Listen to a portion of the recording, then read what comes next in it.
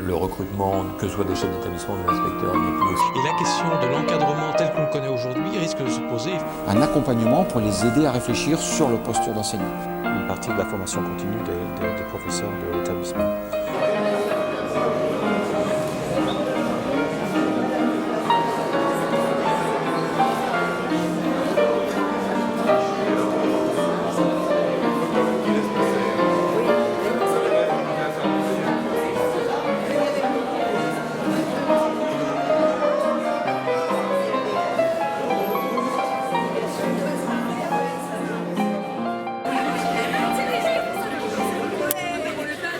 Bonjour Christiane Bourdon. Bonjour Claude Tran. Vous venez de recevoir la ministre de l'Éducation Oui. nationale Oui. Qui est venue se mettre à l'écoute des élèves et a pris votre établissement peut-être comme exemple d'un lieu où l'engagement lycéen était fort. Oui, elle a bien choisi. Elle a bien choisi parce que c'est un lycée dans lequel la vie lycéenne est extrêmement développée. Alors, ce n'est pas une génération spontanée, hein, c'est un travail de plusieurs années avec évidemment une équipe d'adultes qui était tout à fait d'accord sur l'importance à donner à la vie lycéenne, à la place de l'élève. Et voilà, entre le conseil de la vie lycéenne, les élections dans les classes, élections au conseil d'administration, développement de la maison des lycéens, il y a tout un réseau, je dirais, démocratique de la vie lycéenne qui s'est mis en place. Alors, est-ce que naturellement, les élèves se prêtent, s'engagent dans ce type de démarche? Est-ce que c'est votre expérience pourrait parler là? Naturellement, non. Ce ne sont pas des champignons, donc il n'y a pas de génération spontanée, ni en ce domaine, ni dans d'autres. Donc il faut des conditions facilitantes. Il faut des conditions facilitantes, il faut d'abord des adultes qui soient d'accord, adultes enseignants, non enseignants, et qui soient en capacité d'entendre et de faire confiance. Voilà.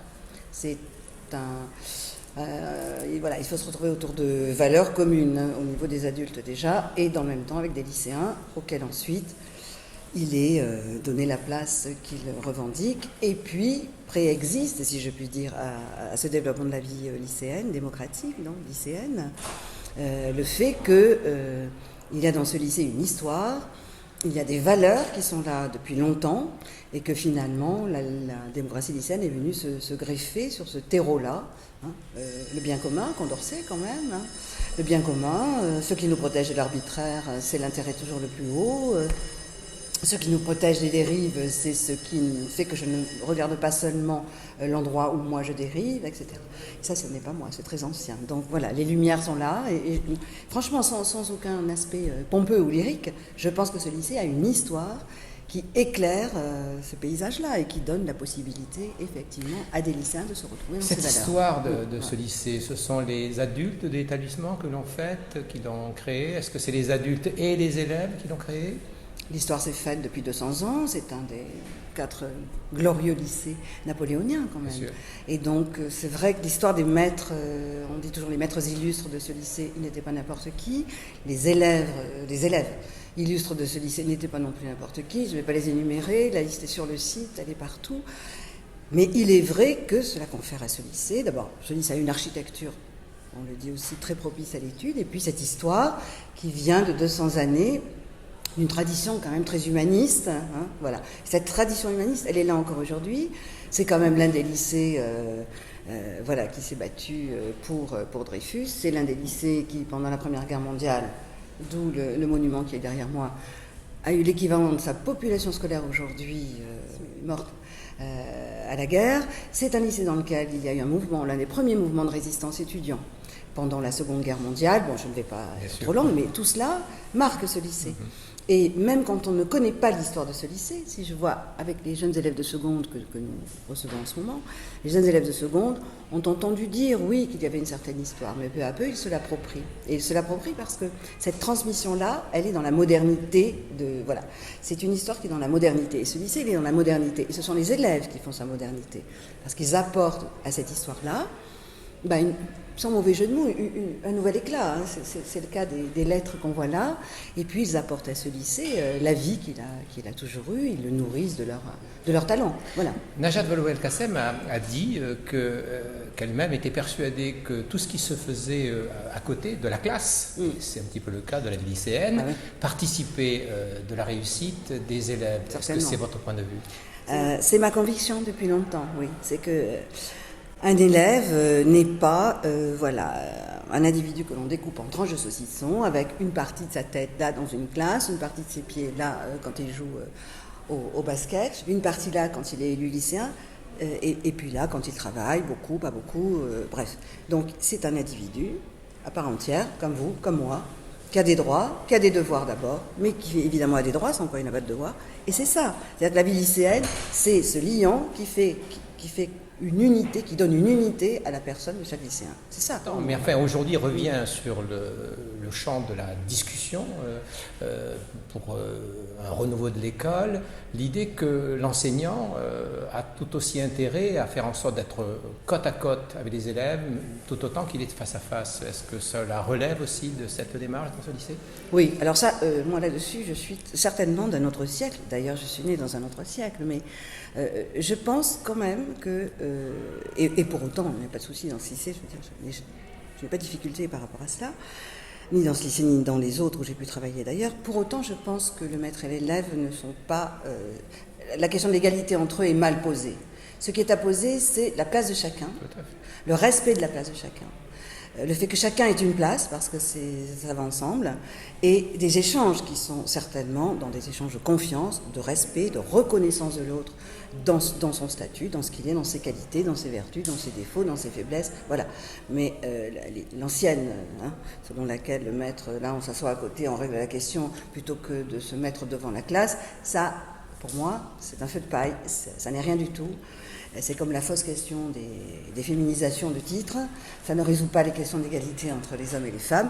Donc, plutôt que de s'intéresser à des petits symboles qui ne sont pas vraiment des symboles, je pense que c'est plutôt dans ce qui est fait chaque jour à l'école, enfin dans ce lycée et dans d'autres, que ce cheminement se fait pour le maître et pour l'élève, mais pas, voilà, je veux dire, aucun élève de cet établissement, pas plus que dans les autres où j'ai travaillé, je pense que c'est vrai pour mes collègues aussi, je pense, je n'en ai jamais parlé avec eux, la preuve, ne se pose la question de savoir si on peut me taper dans le dos ou me tirer sur les cheveux, mais je n'irai jamais moi-même ou les autres collègues qui travaillent avec moi, je ne me laisserai jamais aller à une familiarité qui ne serait pas de mise. Autre chose est la complicité qui vient, les liens qui se nouent, des relations très chaleureuses, mais très respectueuses, déjà pour nous adultes, envers nos lycéens, et la réciproque est ainsi posée. Donc voilà, ça c'est une question que souvent on met en avant pour savoir si le pouvoir du maître dans la classe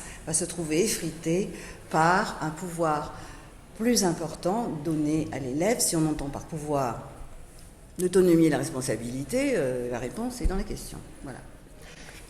Ce qui est frappant, et je crois que ça a intéressé la ministre, c'est que les élèves ont décidé d'abord de désigner un chargé de communication et d'avoir une politique de communication de la vie lycéenne dans cet établissement. C'est assez novateur. Alors ça vient vraiment d'eux. Je crois que ça vient du chargé de communication lui-même, non, qui avait envie d'être chargé de communication. C'était son terrain de prédilection. Chacun, vous l'avez vu, a des terrains qui est plus proche de ses goûts, de ses envies, voilà, de son histoire sans doute aussi. Et donc, s'agissant de notre chargé de communication, dès son arrivée en seconde, il a travaillé pour qu'il y ait une politique de communication un peu cohérente.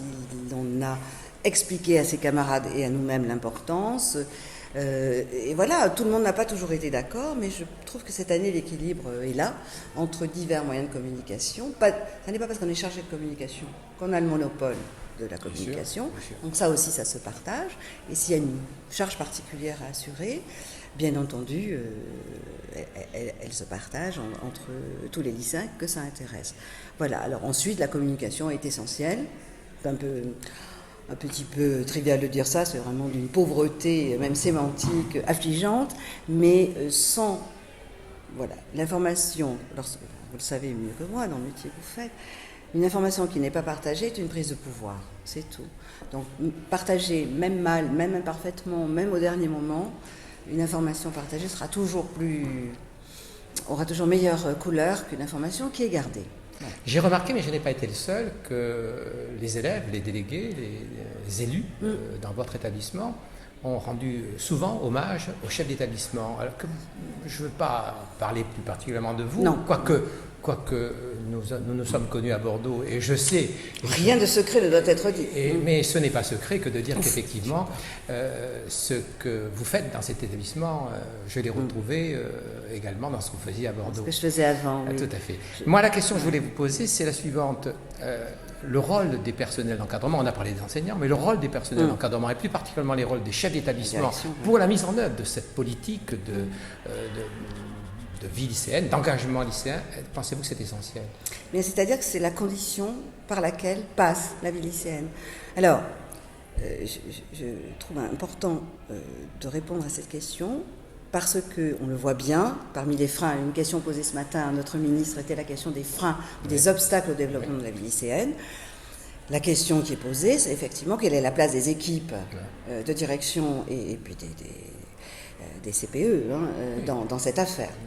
Donc, ça, c'est quelque chose que je porte en banderole symbolique au-dessus de ma tête le matin et le soir, sans une équipe de direction qui est elle-même, je ne vais pas dire engagée, je vais dire convaincue, dans la démarche, qui sait pourquoi la place doit être laissée. Chacun doit être à sa place, mais chacun doit avoir une place, selon la formule que j'aime bien. L'équipe qui n'engage pas cette conviction-là ne fait rien. Ou alors les lycéens sont à côté, ou alors ils sont des cache-sexes, je vais dire, d'une politique qui n'existe pas. Voilà. Parce que ce n'est pas facile d'imposer cette vision-là à des professeurs qui n'ont pas l'habitude. Vous avez vu ce matin des professeurs très engagés. Ce qui se fait aujourd'hui dans ce lycée se fait aussi parce que les professeurs partagent de plus en plus ce que nous pensons. Mais je peux le dire de manière très précise et très concrète dans ce lycée. Ça fait 6 ans que je suis là, c'est ma 6e année. Donc les 2 premières années, j'ai installé la maison des lycéens comme j'ai pu aider ici ou là. J'ai installé le conseil de la vie lycéenne et les lycéens m'ont beaucoup aidé dans cette affaire. À partir du moment où j'ai une nouvelle collègue qui est arrivée dans l'équipe de direction comme proviseur adjoint, et puis une nouvelle CPE qui est notre référente vie lycéenne. Bon, notre gestionnaire était là depuis le début et elle était bien convaincue comme moi. Mais voilà, à partir du moment où ces 2 collègues-là sont arrivés pour m'aider à avancer, c'est-à-dire qu'elles étaient dans la même analyse que la mienne. Voilà. Il faut bien partager et des valeurs et des principes de fonctionnement pour pouvoir avancer. Là, on a commencé à faire un travail qui correspond à ce que je souhaitais, et d'abord à ce que je souhaitais. D'abord, je pense à ce que souhaitaient les lycéens. Et plus les années passent, et plus bien entendu par le travail que font les lycéens, eh bien, il y a cette pérennité dont je parlais, il y a ces liens qui sont créés. Il y a des élèves de seconde qui sont là depuis 3 semaines et qui nous disent que c'est formidable, il y a des lycéens, des grands qui viennent s'occuper d'eux, ils ne sont jamais tout seuls, voilà. Mais ça ne se fait pas tout seul. Et donc très concrètement, pour répondre à votre question, sans l'engagement réel, quotidien, continu de l'équipe de direction, il ne se passe rien. Voilà. Alors ça, c'est quand même quelque chose qu'il faudra un jour dire. C'est difficile pour nous de le dire, parce qu'évidemment, on dit on est vraiment bien. Ça n'est pas la question. C'est simplement la mesure de la réalité. Sans ça, ça n'existe pas. Le reste, ce sont des histoires. Alors, pour revenir à vous personnellement, proviseur heureux? Ah oui, moi oui. Enfin, oui. Je dis ça avec un sourire. Mais je le savais déjà. Le savais déjà. Mais bon, d'abord c'est un lycée où je voulais venir travailler, mais c'est vrai que j'ai travaillé avant à Bordeaux, encore avant à Paris, ailleurs autrement. Et que voilà, tant qu'il y a des élèves et qu'avec des élèves et des collègues, on peut construire quelque chose d'un peu intelligent et cohérent. Oui, moi je suis très heureuse, oui, absolument. Merci beaucoup, Christiane Bordeaux. De rien, merci.